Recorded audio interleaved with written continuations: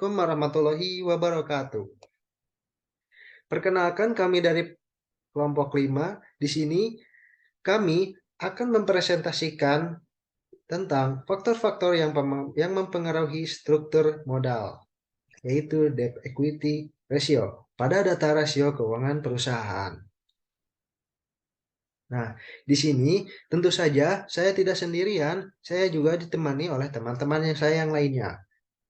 Baik, perkenalkan saya Naufal Al-Abro, di sini saya sebagai moderator dengan NIM akhir 282. Lalu selanjutnya ada Rifa Fauziah dengan NIM akhir 283.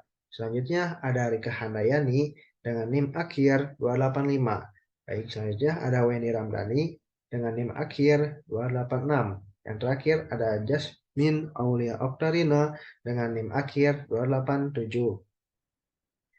Baik, materi yang pertama yaitu pengertian laporan keuangan dan pengertian struktural. Baik, laporan keuangan adalah hasil akhir dari proses pencatatan transaksi keuangan suatu perusahaan yang menunjukkan kondisi keuangan perusahaan tersebut pada suatu periode akuntansi dan merupakan gambaran umum mengenai kinerja suatu perusahaan. Nah, struktur modal perusahaan merupakan salah satu faktor fundamental dalam operasi perusahaan. Baik, untuk materi yang selanjutnya ada teori struktural modal. Menurut J. Fred Weston dan Thomas E. Copeland tahun 1996 mengatakan bahwa struktur modal adalah pembiayaan permanen yang terdiri dari utang jangka panjang, saham preferen, dan modal pemegang saham. Baik, selanjutnya ada faktor-faktor yang mempengaruhi struktur modal. Baik, apa saja? Yang pertama, ada modal kerja. Yang kedua, struktur aktiva. Lalu yang ketiga, skala perusahaan. Lalu yang keempat, profitabilitas. Lalu yang kelima, growth opportunity. Lalu yang terakhir, ada risiko bisnis. Baik, di sini ada tujuan struktur modal. Tujuan manajemen struktur modal adalah memadukan sumber-sumber dana permanen yang digunakan perusahaan untuk operasionalnya, yang akan memaksimalkan nilai perusahaan itu sendiri. Nah, baik di sini, apa saja tujuan-tujuan tersebut? Nah, tujuan tersebut diantaranya yaitu yang pertama, memaksimalkan pengembalian, lalu yang kedua, mengurangi risiko finansial, yang ketiga, meminimalkan biaya modal, lalu yang keempat, mengoptimalkan pemanfaatan dana. Yang kelima, membantu perencanaan pajak perusahaan. Lalu yang terakhir, yang keenam, meningkatkan nilai perusahaan.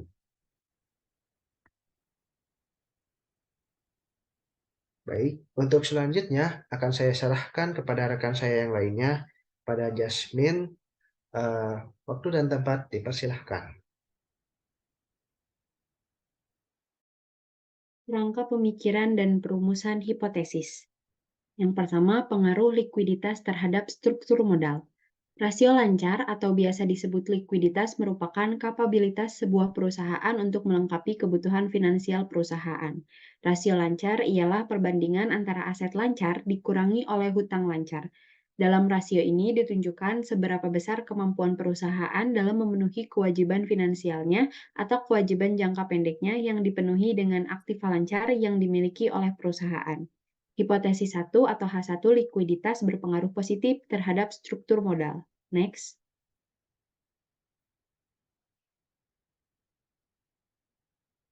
Pengaruh aktiva terhadap struktur modal. Perusahaan yang memiliki aktiva tetap di dalam jumlah yang besar maka berpeluang besar pula dalam menggunakan hutang dengan jumlah yang besar. Hal ini disebabkan skala perusahaan yang cukup besar akan memiliki akses yang lebih mudah kepada sumber dana jika dibandingkan dengan perusahaan yang skalanya lebih kecil. Besarnya aktiva tetap bisa dipergunakan untuk jaminan perusahaan ketika akan menggunakan hutang. Hipotesis 2 atau H2, struktur aktiva berpengaruh negatif terhadap struktur modal. Next.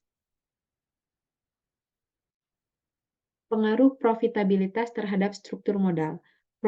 Profitabilitas memiliki pengertian yaitu kemampuan perusahaan dalam upaya untuk mendapatkan laba. Profitabilitas juga dijadikan oleh perusahaan sebagai representasi dari kinerja manajemen dalam perusahaan. Perusahaan yang 14 memiliki keuntungan yang tinggi cenderung menggunakan pendanaan secara internal untuk membiayai semua aktivitas perusahaan. Pernyataan ini sesuai dengan pecking order theory yang berpendapat bahwa manajemen cenderung mengutamakan pendanaan internal untuk memenuhi kebutuhan modal perusahaan. Pembiayaan eksternal dilaksanakan jikalau pembiayaan internal dirasa tak mencukupi guna menutupi keperluan modal yang dibutuhkan. Yang mana hipotesis 3 atau H3, profitabilitas berpengaruh negatif terhadap struktur modal. Next. Pengaruh likuiditas, struktur aktiva, dan profitabilitas terhadap struktur modal dari teori-teori di atas, maka dapat didapatkan hipotesis sebagai berikut, yaitu hipotesis H4, likuiditas, struktur aktiva, dan profitabilitas tidak terdapat pengaruh terhadap struktur modal. Next. Dasar pengambilan keputusan.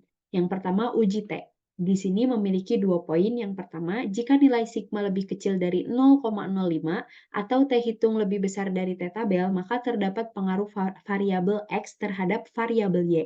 Yang kedua, jika nilai sigma lebih besar dari 0,05 atau T hitung lebih kecil dari T tabel, maka tidak terdapat pengaruh variabel X secara simultan terhadap variabel Y. Lalu uji F ada 2 poin. Yang pertama, jika nilai sigma lebih kecil dari 0,05 atau F hitung lebih besar dari F tabel, maka terdapat pengaruh variabel X terhadap variabel Y. Yang kedua, jika nilai sigma lebih besar dari 0,05 atau F hitung lebih kecil dari F tabel, maka tidak terdapat pengaruh variabel X secara simultan terhadap variabel Y. Yang selanjutnya, next. Baik, yang selanjutnya akan saya serahkan kepada Rifa Fauziah. Baik, selanjutnya saya akan menjelaskan mengenai pembahasan. Di sini terdapat konsep variabel pengelolaan data. Yang pertama, variabel X atau disebut dengan variabel independen. Variabel X yang kami analisis sebagai variabel independen atau variabel yang mempengaruhi, yaitu yang pertama, ada likuiditas dengan menggunakan current ratio atau rasio lancar. Yang kedua, ada profitabilitas dengan menggunakan return on asset. Yang ketiga, ada struktur aktiva dengan menggunakan fixed asset turnover. Variabel Y atau dependent. Variabel Y yang kami analisis sebagai variabel dependent atau variabel yang mempengaruhi yaitu struktur modal dengan menggunakan debt to equity ratio atau DER. Next. Di sini terdapat kerangka pemikiran tertulis. Terdapat variabel X yang terdiri dari current ratio sebagai X1, profitabilitas atau ROA sebagai X2, dan struktur aktiva yaitu fixed asset turnover sebagai X3, atau bisa disebut dengan variabel independen yang berpengaruh atau mempengaruhi variabel Y, yaitu struktur modal atau DER.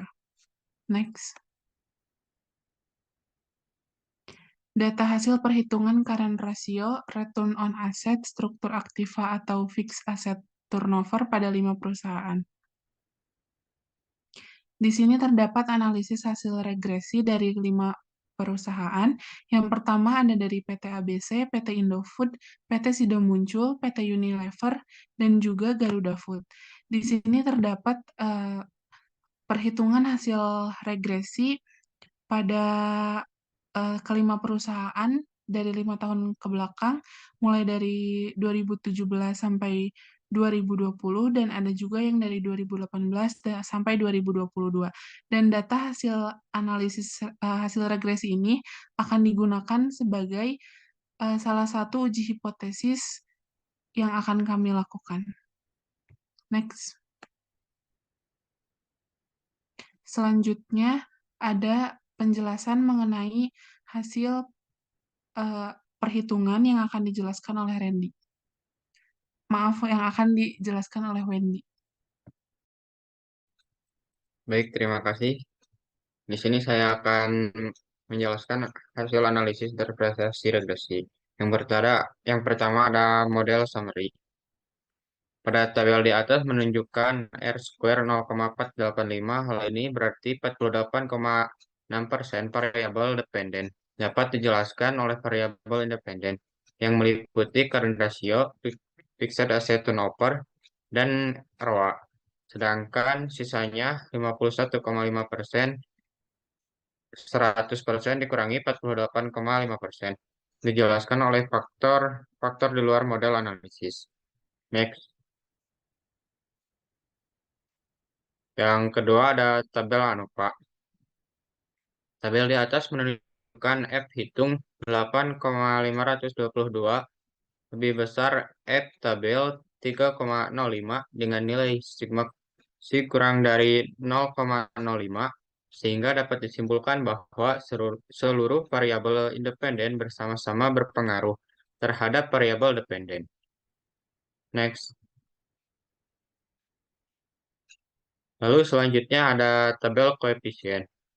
Dengan memperhatikan model regresi hasil linear berganda, maka didapatkan persamaan faktor-faktor yang mempengaruhi struktur modal DER pada kelima perusahaan tersebut.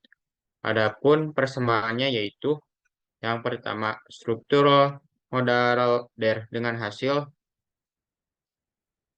minus 2,756 dan current ratio dengan hasil minus 0,731 dan ROA dengan hasil minus 0,002 dan fixed asset turnover dengan hasil 2,294. Next. Hasil uji dari data tersebut dijelaskan pada tabel berikut ini. Variabel yang pertama ada current ratio X1 dengan hasil uji berpengaruh positif. Hipotesisnya diterima. Yang kedua, return on asset X2 berpengaruh negatif. Dengan hipotesis diterima. Yang ketiga ada fixed asset turnover X3 dengan hasil uji berpengaruh negatif. Hipotesisnya diterima. Next. Di sini ada interpretasi hasil regresi untuk mengetahui apakah variabel X berpengaruh atau tidak terhadap variabel Y. Dapat diketahui ketentuannya sebagai berikut. A sama dengan 0,05 T tabel T alfa per 2 berbanding N kurangi K dikurangi 1, di mana N merupakan sampel dan K merupakan variabel X bebas. T tabel T 0,05 per 2 berbanding 25 dikurangi 3 dikurangi 1. Sama dengan T 0,025 berbanding 21. T tabel sama dengan 2,080 F tabel F K berbanding N dikurangi K, di mana N merupakan sampel dan K merupakan variabel X bebas. F tabel F 3 berbanding 25 dikurangi 3 sama dengan F 3 berbanding 22. F tabel sama dengan 3,05. Baik, materi selanjutnya akan dijelaskan oleh Rika Handayani.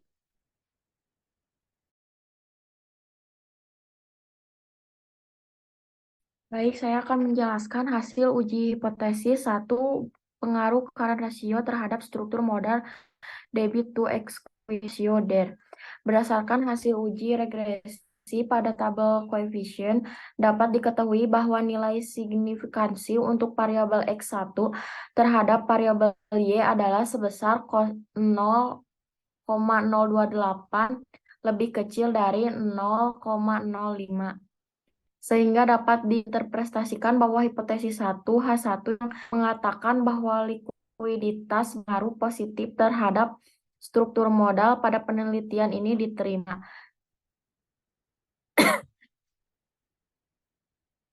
Likuiditas menggunakan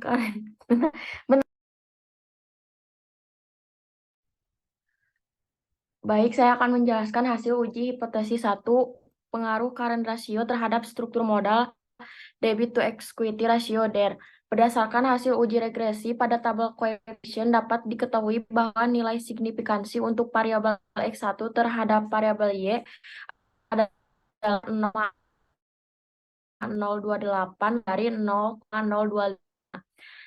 Interpretasi bahwa hipotesis 1 H1 yang mengatakan bahwa likuiditas berpengaruh positif terhadap struktur modal.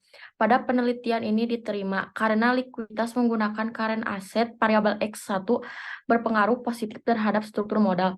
Debit to equity ratio der variabel Y. Next.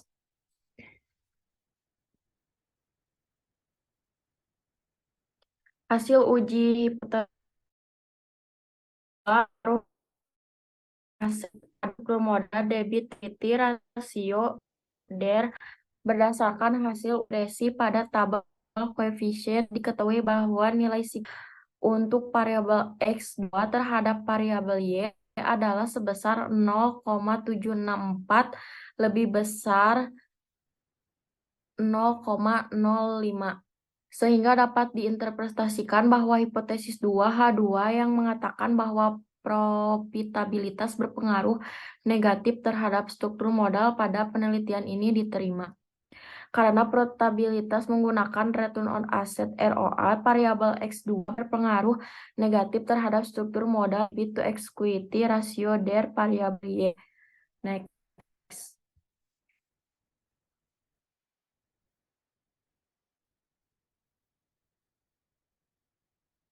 Hasil uji hipotesis 3, pengaruh fixed asset turnover FAT terhadap struktur modal debit to equity rasio der.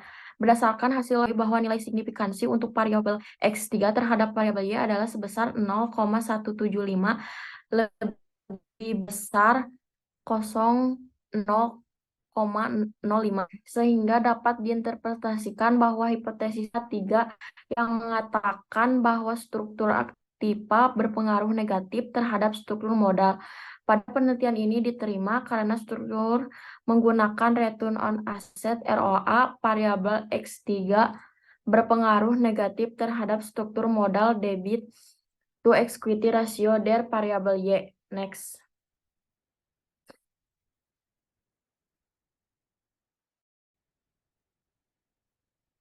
Hasil uji hipotesis 4, pengaruh current ratio, return on asset ROA, fixed asset turnover FAT terhadap struktur modal debit to equity ratio der. Berdasarkan hasil regresi pada tabel ANOVA dapat diketahui bahwa nilai signifikansi untuk variabel X1, X2, dan X3 secara stimulan terhadap variabel Y adalah sebesar 0,001 lebih kecil 0,05, sehingga dapat diinterpretasikan bahwa hipotesis 4H4 secara stimulan terdapat pengaruh antara likuiditas menggunakan current asset variabel X1, profitabilitas menggunakan return on asset ROA variabel X2, dan struktur aktiva menggunakan fixed asset ratio variabel X3 terhadap struktur modal debit to equity ratio der variabel Y. Next.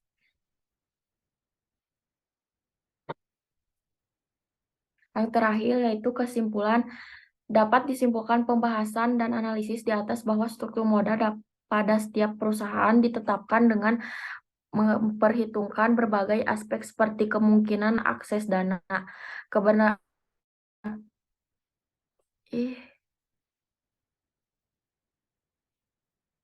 keberanian perusahaan menanggung risiko, rencana strategis pemilik, serta analisis biaya dan manfaat atau keuntungan yang akan diperoleh dari setiap sumber dana.